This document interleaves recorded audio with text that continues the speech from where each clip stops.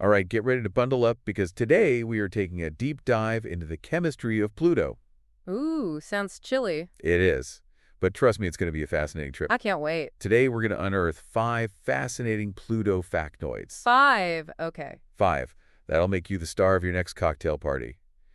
Be the person who could just casually drop some knowledge about nitrogen snow Ooh, I like it. and methane glaciers. Okay. Pluto, even though it's been demoted, its chemistry is anything but boring. It's true. It's so dynamic. Okay, so let's start with the basics. When we think about ice, we usually think about water ice, right? Right. But Pluto's surface is a totally different story. Yeah, absolutely. So instead of water ice, what you're going to find on Pluto are ices made of nitrogen, methane, and carbon monoxide. Whoa, that's wild. I know. Things that on Earth, at room temperature, are gases. Right. But in the outer solar system, they freeze solid. That means, like, if you were standing on Pluto, you could be walking on frozen nitrogen. Yeah. That's so bizarre to think about. Like, does that mean there's nitrogen blizzards too? Well, not exactly blizzards as we know them. Okay. But there is a process called sublimation that happens on Pluto, Sublimation. where the nitrogen ice goes directly from a solid to a gas, So it skips the liquid phase. skips the liquid phase entirely, Wow.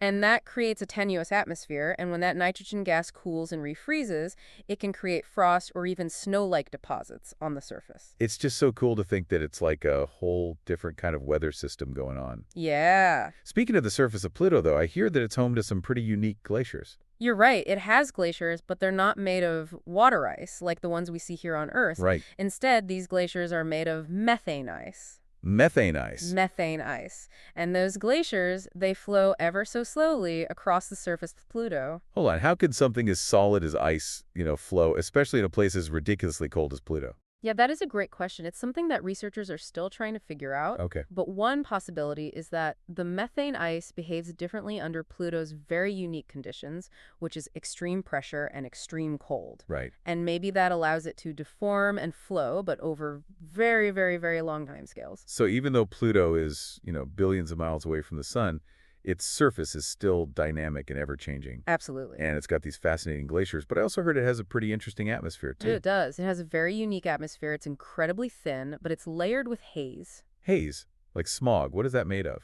Not smog, but it does create this kind of hazy layer around the dwarf planet. Huh. And what that haze is made of are complex hydrocarbons, likely formed when sunlight interacts with methane in the upper atmosphere. So it's like a giant photochemical reaction happening above Pluto's surface. Exactly. Wow, that's incredible. It sounds like Pluto's atmosphere is a lot more complex than we originally thought. It is, and these atmospheric processes are a key part of understanding Pluto's chemistry as a whole. So we've got nitrogen ice, we've got methane glaciers, we've got a hazy atmosphere. Yeah. What else makes Pluto's chemistry so unique? Well, how about we talk about something truly mind-blowing? Cryovolcanoes. Cryovolcanoes, I've never even heard of those. What are they? So instead of spewing out molten rock like the volcanoes we're familiar with here on Earth, cryovolcanoes erupt with a mixture of water ice and other volatile compounds like ammonia or methane. Ice volcanoes. Ice volcanoes. That's insane. Are there any signs of active cryovolcanoes on Pluto?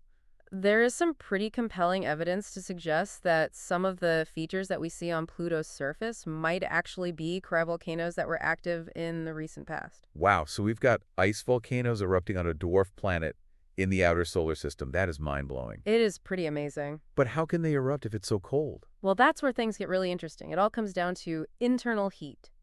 Internal heat. So Pluto's surface is incredibly frigid, but there's evidence suggesting that it has a warmer interior. Really?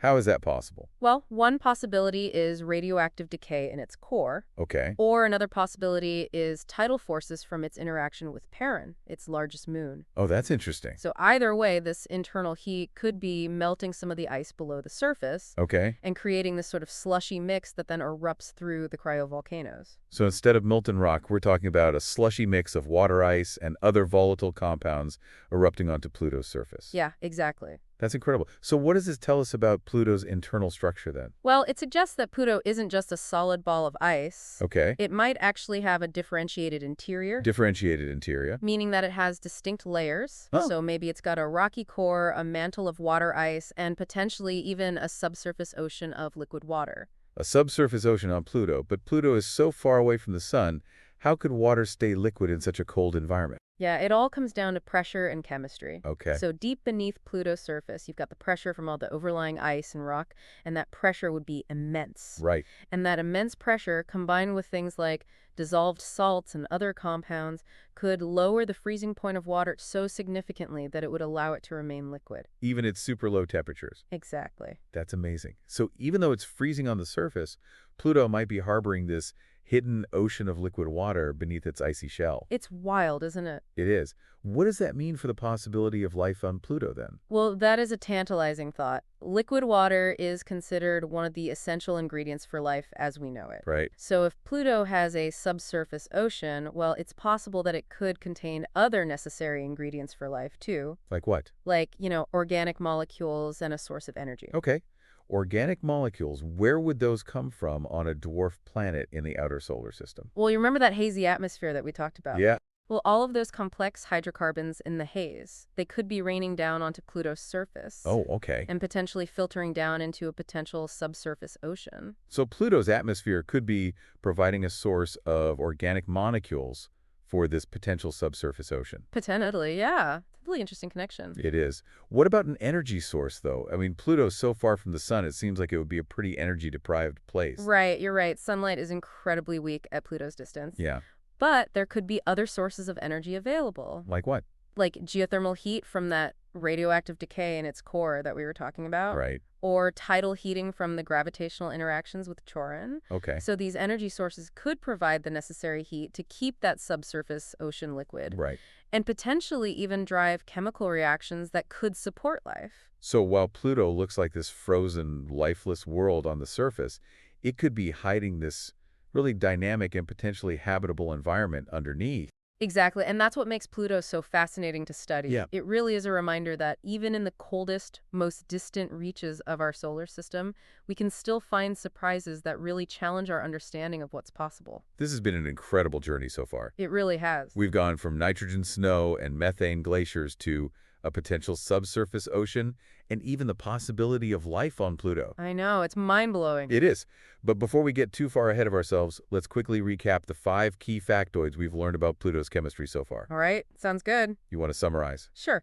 First, we talked about how Pluto's surface is dominated by those ices of nitrogen, methane, and carbon monoxide, creating this unique landscape unlike anything we see here on Earth. Right. And then we learned about Pluto's methane glaciers, Yeah. which are super slow moving but are flowing across the surface. Uh-huh. Then we got into Pluto's surprisingly complex atmosphere with its layers of hydrocarbon haze. Yes. And then we uncovered this mind-blowing phenomenon of cryovolcanoes. Which was so cool. It was.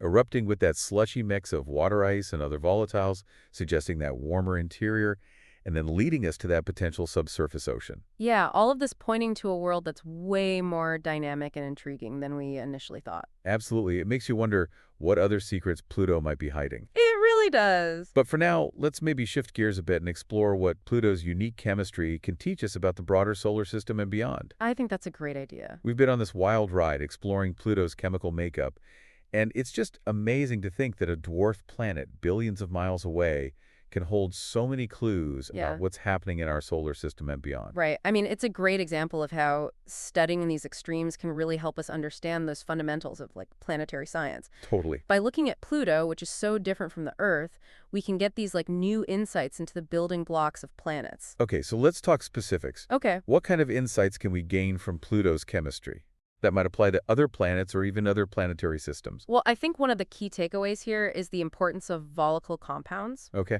like the nitrogen, the methane, and the carbon monoxide that we keep talking about. right. These compounds are often overlooked on rocky planets like the Earth, but on Pluto, they play this huge role. Right, exactly. We've seen how that nitrogen ice goes from solid to gas, creating that dynamic surface, and how the methane interacts with the sunlight to create that hazy atmosphere. Exactly. And by studying these processes on Pluto, we can actually gain a better understanding of how volatile compounds might behave on other icy worlds, too. Like where? Like the moons of Jupiter and Saturn, or, even further out in the protoplanetary disks where planets are born. So Pluto is like a natural laboratory for studying these volatile compounds. Yeah, in these really extreme environments. That's so cool. What about those methane glaciers? Can those teach us anything about other icy worlds? Absolutely. So by studying the flow patterns and the composition of those methane glaciers, We can get clues about how similar glaciers might behave on other icy bodies, like, say, Triton, Neptune's Wow. largest moon, Right? which also has nitrogen and methane ice on its surface.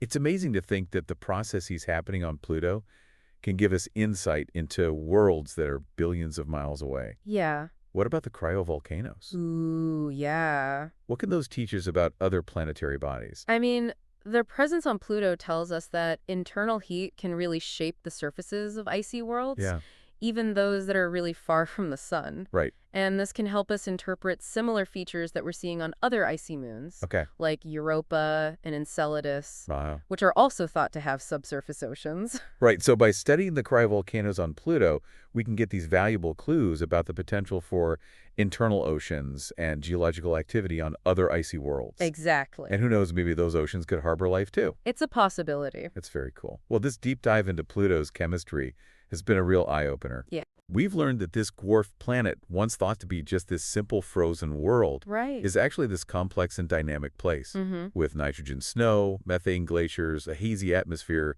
cryovolcanoes, and, maybe even a subsurface ocean. And the things we learn by studying Pluto can help us understand icy worlds all over the solar system and beyond. Exactly. So next time you're at a cocktail party and someone mentions Pluto, you can wow them with your knowledge about nitrogen snow and methane glaciers and cryovolcanoes. Yeah, blow their minds. And maybe even spark a conversation about the possibility of life in the hidden oceans of icy worlds. That's a great idea. That's all the time we have for today, but thanks for joining us on this deep dive into the fascinating chemistry of Pluto. Yeah, thanks for listening, everybody. We'll see you next time for another adventure into the depths of scientific discovery.